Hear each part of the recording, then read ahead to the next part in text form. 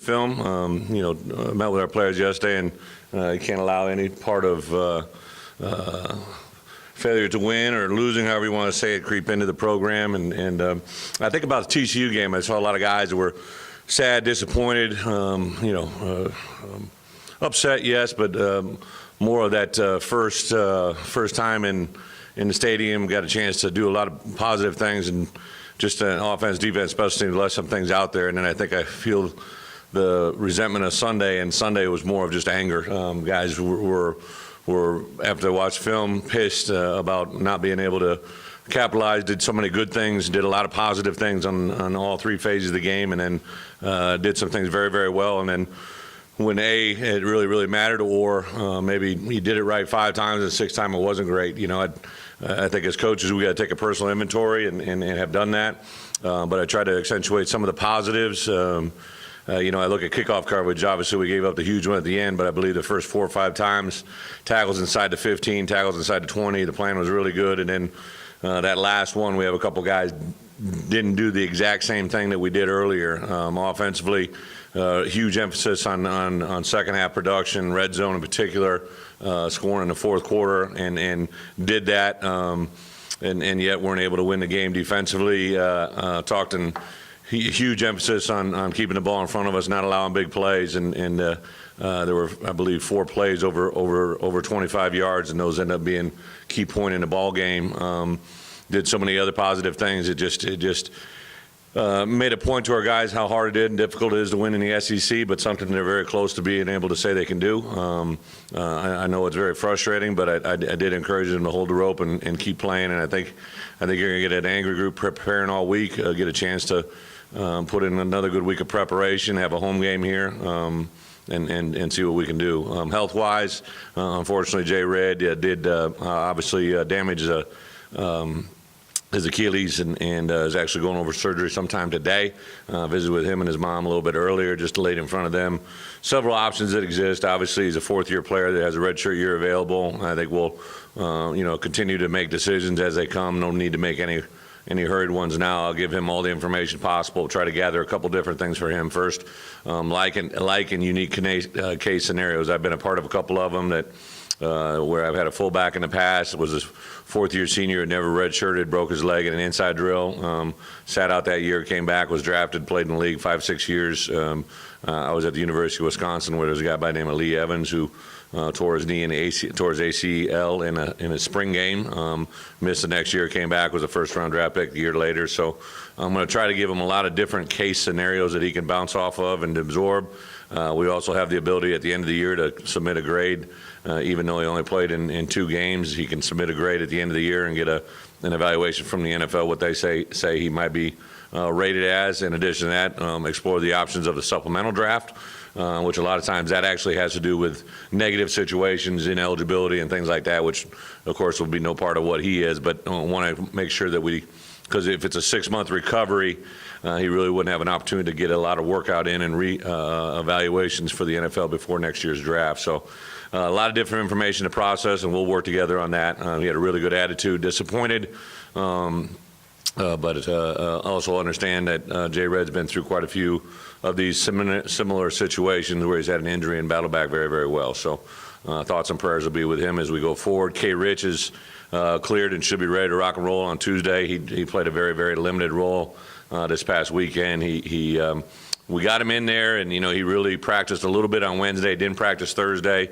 We knew he was going to be close, and I think Paul came up to me in pregame warmups and said he's good but not great. He isn't where we need to be. So we went with the alternate plan, which obviously put Josh Liddell in at the nickel spot or the cash spot, and brought Jay Coley in with a lot more significant role. And Dre actually played very, very well, but to get K. Rich back in the lineup just gives us a lot more depth. Not only to show the chain reaction, K. Rich is a very valuable part of our special teams, all 4 phases. And as the game wore on, that kickoff coverage unit replaced 4 or 5 starters off of the kicks that had been first done. And when you start getting into your second string depth, offense, defense is one thing, but your second string depth with kickoff and in your 4 main special teams phases is very, very difficult. So positive, we had some guys step up, obviously with the departure of Jared. Jonathan Nance stepped up big. Now for the season, I kind of use this as a case in point. Last year during the spring, we lost our number one running back, right? Our SEC leading rusher is lost for the season. Devwah Whaley, we acquire David Williams and Chase Hayden come in and are very, very, very prominent playmakers, stepped into that role. And unfortunately lost a great player in Raleigh, but we're able to have 3 guys step in, all right? So now we lose at the beginning of the year, first game, we lose obviously Ryan Pulley, one of our best players, one of our best corners.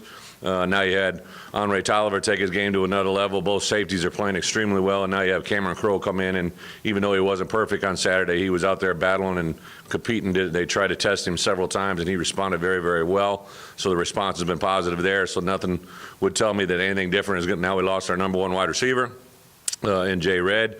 Jonathan Nance responded. Jordan Jones responded. I expect Deion Stewart to be able to respond. Some new guys might be the development of Davion Warren, who looked good on the kickoff return. Get him in there, and Gary Cross. Also the addition of maybe possibility of Brandon Martin. So we've had a couple setbacks, but guys have responded very, very well, and hopefully we'll do that as we move forward. So should be good as we go, and I'll open up for questions. Kevin just kind of rolled his ankle. It was a high ankle sprain. So, anytime you get a little bit further up into that high ankle sprain, it's a little bit slower to recover. He was in there for medication and treatments all day long. Grant Morgan, another case in point. Grant had been playing a lot more and had been a starter on all 4 of our special teams. We lost him in Tuesday's practice. Got rolled up from behind, which took him out of our special teams depth, and I believe he only got about 5 or 6 plays from the line of scrimmage, and just wasn't quite at 100%, so that really affected us depth-wise as well. So is Jared's a rupture? I don't want to, just because there's some dialogue on the back end, I'd hate to say they're going in for surgery today, and we'll have a lot better, clearer picture as the details goes forward. During camp, Michael Smith said that he thought this was the most talented receiving corps, not experienced yet. Yeah. So do you feel like Martin's going to be able to come in and contribute this week, and can Petway get himself back? Well, I think I appreciate what you're saying about the group. I do think this group has a lot to come forward. Again, Jonathan Nance, through his first 2 games, had shown some promise, but nothing like he did those last 2 catches. And I mean, the second one was on the flip side of a targeting call that got reversed. I mean, to respond the way he did, I thought was really, really big. Jordan Jones had a couple big plays in the game. Deion Stewart, we've targeted him a couple times and has had some flashes. I think it's important. Those 3 guys will be, I would say, our top 3. And then the next 3 are really up for grabs. I know Brandon Martin, I know we talk about him, but he hasn't quite done it yet, consistently. He's had some injuries with the hamstring, but I'm excited to get him back in the lineup. I do get excited. I think Gary Cross showed some flashes. He was our off returner on kickoff return. He's had the best 2 weeks of practice he's had since he's been here. So really excited about him. Davion Warren, Gerard Barnes, a couple of those guys continue to come forward, and we'll see where it plays out. With Jordan Jones, can you see an expanded role for him that play shot for the Jets? Yeah, I do. Nate, he has tremendous speed. He's a very long player. Actually, he's got very, very good hands on the deep ball throws as well. So it's one thing to have Jonathan, but now you can have 2 guys line up and have vertical threat is a good deal. The jet sweep thing, not only him, but I thought, it didn't get blocked as clean, but it was another guy I forget is TJ Hammonds. TJ had his best week of practice, was involved in the game plan really, really good, and I think he's a guy that could take a big jump at the wide receiver position as well. Bret, Ramirez played quite a bit of first team reps, especially in overtime. He's on the depth chart. Paul Ramirez? Yeah, when I put the offensive depth chart out there, Paul Ramirez really can play both left and right tackle. Johnny Gibson can play really all 4 offensive line positions other than, just the center position. The way that they moved some guys around. They were bringing some pressure at the right guard position. That's why we put John in there, get a little bigger body. Ty was obviously playing his first SEC game and did some really good things, especially in the run game. But pass game, we thought we wanted to get a bigger body in there. That's why we moved Johnny into right guard and brought Paul Ramirez over to right tackle. But there was a planned rotation that we wanted to get Colton Jackson out, so we didn't have to play the entire game, and get Paul Ramirez in there. Paul had 2 good weeks of practice. I'll give credit to our O-line coach, Kurt, and didn't flinch. Paul got in there, had the 2 penalties pretty quickly and stayed with him and actually played pretty well at the end. So, I think that O-line, we were planning on playing a couple of these true freshmen. The good news today, Dalton Wagner is back. There is a good chance we could mix him in there. He had by far the best spring and fall of the incoming freshmen besides Ty. So Dalton Wagner could be back in the mix. I continue to push and try to get Brian Wallace and a couple other guys, Jalen Merrick, some guys that we've been counting on are trying to get in that role the last couple of years to continue to come through. But they're just, believe me, if they were better than the option we had out there, they'd be out there. But our guys are working, striving. I think pass pro is an area that we can't get enough of in blitz pickup. So we'll keep stressing those areas. But unfortunately, there was a lot of youth in this team. Some guys that need to get reps, and they're getting reps, and they're getting better. If we were digressing or moving backwards, I'd be concerned. But I couldn't be more excited about where. I don't want to be a 1 and 2 team, but I'm excited about where we're going and what we showed. I think it would take a significant swing to get him to start. But if he has a good week of practice, we'll start our best 5. And it could be at left or right tackle. If he started at right tackle and Johnny Gibb would move inside, I don't see him beating out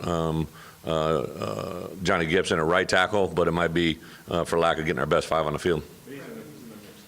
He's in the mix to play. Do you feel like the offensive line is behind where you thought it would be? Run game, no. I thought, we did a lot of, I know we wanted to outrush our opponent, but they blocked up the run pretty good. On some of those third longs, we got to keep ourselves in manageable situations. We got in those 3rd and 7 or more, and they started bringing a lot of pressure, and they can expose anybody. Frank, who's as good as there is, there's a play there where a guy gets underneath him and moves him. So, they got good players over there. Those 2 inside players for them, I think, are 2 of the better players we'll see in our league, and they got some matchup issues they want to take advantage of, but again, the production, you'd hope when you score 43 points, you're going to be in a good position to win a game in the SEC, and we're right there knocking on the door, and we'll continue to right the ship, and I think play pretty good football. In retrospect, do you wish that maybe you guys had maybe been a little more aggressive before the half on that last possession? In the game? Yeah. No. Here's what you just had two scores against our defense in a short fashion. I thought our offense was playing well, but I didn't want to give up a big play or a big hit. I did not want to give the ball back to them with any significant time on it. If we had success on the first 2 plays, we were kind of looking at it differently, but just where we're at, we took the time down, took a shot on the 3rd down play. I knew they were going to get the ball back at that point in less than 15 seconds. I just didn't want them getting the ball back. If we had 3 incomplete passes, we give them the ball back in a minute. I didn't want to go down that road. They were feeling a little bit of mojo. I knew we were getting the ball in the second half. If it was the other way around, if we had not been getting the ball back, I might have thought differently, but not at all. You got sacked a lot. So you worried about he held the ball too long as a pass protection? There's a little bit of both. We looked at what I always look at. Sack's a sack, but I just don't want him getting hit. And I believe he was on the ground 9 times, if I'm not mistaken, 8 or 9 times, and it was a little bit of everything. There was 2 or 3 that I think Austin held on to it, and he knows that. He owns it. Has to be able to get rid of the ball. There was a play where the running back went over and cut the guy and was more than sufficiently protected, and then he just hung on to it a little bit too long. There were 2 that one positional group we just didn't strain, and there was a little bit of lost the edge on 2 different edge rushes that got a hit on him as the ball was being thrown, and then of course the sack. So O-line, tight end, running backs, as well as the quarterback, they all got to take ownership in it, and we don't want our quarterback in the SEC get knocked on the ground 8 or 9 times per game. He won't make it through it. New Mexico State could be a better team than a lot of people think. Absolutely. I think they're, 2-2 team that their coaches obviously grown through the coaching profession. They run the ball efficiently. They throw the ball. Their quarterback's a senior, seen a lot of good football. Running back is a good player who's got good speed, I think deceptive speed. He breaks tackles. Defensively, a group that plays very, very physical. I think our thing is we're playing here in our stadium. We want to make it an SEC-type game, SEC-type environment, and play the way that we're capable of playing. We can't control our opponent. We can control our own reactions. Is that our goal? They beat Utah 41-14, which most of it, I think that'd be the kind of score Power 5 or that, or a team like Utah. Does that help you get your guys' attention this week? I don't think we pay attention to score just as much as the film, and they've had a couple. Obviously, they played their in-state rival. They played UTEP, played Arizona State at the beginning of the year, so they played good football, played Power Fives. And again, like I said, good football team. This is going to be their big game to come in here and play in this environment. We got to prepare very, very hard, and obviously learn our lessons of the past to make sure we're ready for Saturday. Brett, looking back, is there anything that you do feel like you would have done differently after watching the film? Well, as any game, win or lose, I think you're going to definitely take a self-inventory. As far as going for it on fourth down or the field goal opportunity never really presented itself. There were pretty clear-cut decisions, so we went for it. There were several times during the course of the day, which I think helped us score and also advance past. There were a lot of times where we made decisions. Dan and I had gotten together and said once we cross a certain yard line, we were going to go 4-down territory. So a lot of times on second down, I might say, hey, you have 4, which just meant you don't have to play for third down. You got 2 downs to play, which I think changed.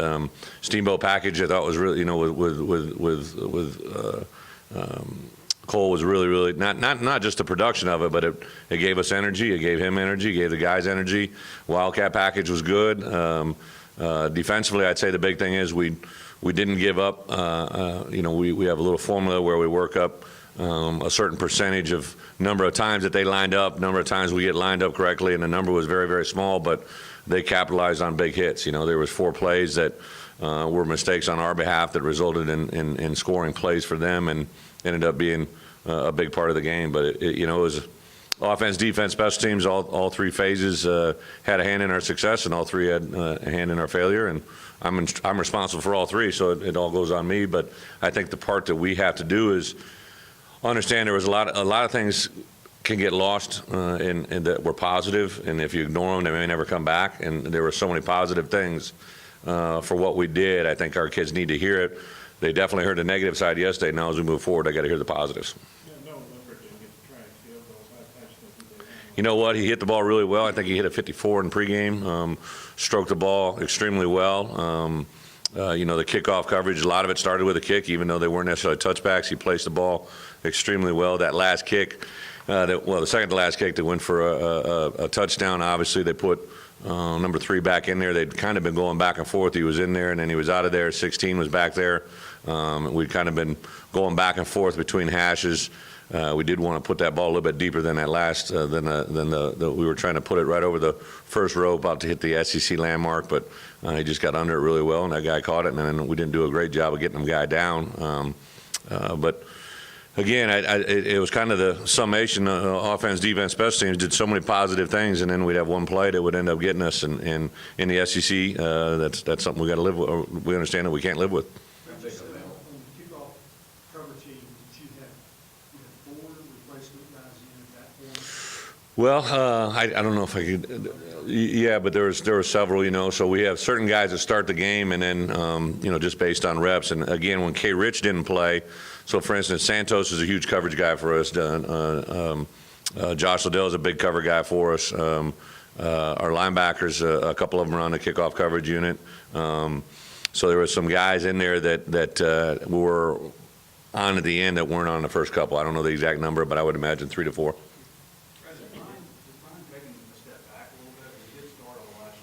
Brian. I don't know if he took a step back. He's obviously not starting, so that's a step, obviously not a step forward. I think we got better players. Obviously on the left side, Colton had a really good spring, played well. Yelder Verholt is playing at a better level than he's ever played at. Frank's where he's at, right guard. I think Ty Clary was a surprise factor, which moved Johnny Gibson. I think it got down to that point where we're better off Johnny Gibson being at right tackle with Ty Clary at guard, or Johnny Gibson being at right guard and Brian Walsh at right tackle. And coaches went, and I went with the decision to go with Johnny at tackle. He just seemed to be a little bit more consistent with what we're doing. Brian has been very, very positive. He's continued to work very hard. He was in my office yesterday first thing trying to, not necessarily talking about offensive line play. He was talking about Diesel, trying to be the block guy on the field goal thing. His attitude's been great. He's got to get better, The same thing that they said. We have a lot of that O-line group that's in their junior, senior class that we recruited 3-4 years ago that for us to take a step forward. Sense of their belief in how they can turn it around, and also, does it concern you at all, maybe apathy from the fans at all? What's apathy? Not caring. The fans don't care. Are you worried at all that that might? Oh, no, I think they've shown that they care a lot. I would vote that as a bad adjective. But I think the part that we sense from our players is that, again, they're disappointed, they were upset, but I think this one was more of an anger factor that they felt certain things happen. I know our defensive guys in particular are very frustrated, thought they had a third down stop and it didn't end up being one. That turns, I think, to a bit of anger afterwards. We got to make sure it's channeled the right way and happen as we move forward. I think offensively, obviously, second to last play of the game, we have one that's an open touchdown and it ends up being out of bounds. So I think that turns to anger when you see it on film. As far as fans having angst, after the definition you gave that they don't care, I've seen the exact opposite. Not from what I've seen in Arkansas. I again, just been very overwhelmed at the positive things, the mail, the letter, the emails, people stopping you after the game on Saturday, walking out, the comments. I realize there's negative people out there. I don't hear from them or see them, but I think our players probably see it a little bit more than us, but I would think the exact opposite. I think they've demonstrated they care a lot, and I think that's a positive thing. Hey, Bret, when you're talking about J-Red, you said they get a fullback who got hurt and then played in the NFL series. Chris Presley? Presley? Presley, Pressley. As far as the goal line, you feel a mental hurdles from cross is not that I hope so, Nate. I think two things. First, there was some different looks that you saw, obviously, that took place. With Cole being able to run the ball, throw the ball. As you saw at A&M, when he started coming in the game, they started bringing in 5 defensive linemen because they thought of the run game. But the good news about Cole, he's our second string quarterback and he knows our entire playbook. And he's our second string punter as well. So I think the addition of bringing Cole into the game plan brings a lot of positive vibes to it, and it gets him game experience that he's getting without necessarily being a starting quarterback. I think that's a positive. And then just the second thing of our guys actually doing it, our guys actually feeling the success of scoring points and breaking through that road barrier. Now, believe me, I wanted to win that overtime. It's just so many things. The ball bounces in so many different ways, and you got to create the bounce. I get it, but we get our hand on that first ball, it bounces in the air off a shoulder pad. We got like 3 guys ready to grab that ball. It could have been the first play, could have been an interception. Gets them into second and long, gets them into third and long, and then all of a sudden we thought we were off the field on third down. We weren't. We had a flag that gave them first down. It just one of those things. Like every time we turn around, there's something hits us in the head, and at some point those are going to break free. I think that you got to be extremely strong in your faith and your unwavering idea to get better every day. If they just keep getting better, we'll have a chance, and then eventually it'll break through. Did you get clarification from the SEC office about that? No, what we usually do on Sundays is we grab plays from offense, defense, special teams, accumulate those, send them in the league office, and then we'll hear back from them sometime during the week. I'd say you usually send in anywhere 4 being small to 15 being a lot. I believe I sent in 10, 11 plays. Sometimes just for clarification. Again, that's a good crew. John, head guy's a good man. I think there was a couple things that we just wanted clarity on so that we can move forward, because there were unfortunately there was a lot of flags that came on, or non-flags that came on critical drives, or scoring plays, and those are always difficult to deal with. Did you feel like that last play? Did you feel like Shine and Brady was good? A lot of people had asked that one. I think there's a couple of them in this league. They and we get handsy too. But again, those scoring or non-scoring plays were big parts of the game. I'll ask you about the pass rush. Yeah. I know you probably wanted to run them on or whatever, get them off his mark. How do you feel like that's progressing? Can you get better? Yeah, I think without a doubt, the advantage of 3-4 is being able to bring guys from different positions. There was a couple nice plays, I believe the first 2 sacks might have been coverage sacks, where they cover them up downfield, and Austin Cass fell into the one, had a lot of negative yard plays. Randy Ramsey actually played a pretty good game. He was coming off that edge a couple times in the run game, made some nice plays. You know, I think the biggest thing that we got to do is, now this guy's a little bit different quarterback. This quarterback we're facing this week is different than mine. You know, the very first touchdown of the day was, we have a loop nose. Austin Capps is coming around the edge. He gets a little thick on the tackle. He can't quite break away, you know, the way we'd like him to, but he was being restrained a little bit, and that allowed the quarterback to get outside, and then when the quarterback gets outside, and it's a broken play, and a couple of our DBs reacted too quickly to the quarterback escaping, and obviously 3 got over top of us. Brett, just Last one. be careful not to put you in a bad Yeah. position. But it looked like, you say your players are angered. Uh-huh. Passing interference call. Um, Jerseys were, people had their hands in jerseys on the outside. Yeah. Receivers in forms, and that's the first time we called. Yeah, I should clarify, I don't think our players are angry at officials. I mean, I can be angry, you can be angry, and, yeah, I think anger is in more of the day itself. 3 out of 4 games in overtime and not being able to come out on top, those are things that anger you. Obviously, it angers people that aren't on the field, that are on the field, that are watching at home or watching in the stands. So I think the thing that you can do, you know, it's kind of like for me as a head coach, I mean, I get to do something every day I love doing. The players are doing the same thing. We want to win and we want to have success, but there's no greater moment than trying to overcome a difficult moment. I think our kids are trained that way. They enjoy the mentality of it. They don't enjoy the result of after the game, but now they're embracing the challenge and the fight that they got to have to get back on track. And I know they're very, very intent on doing that. Thanks, Coach. Thank you.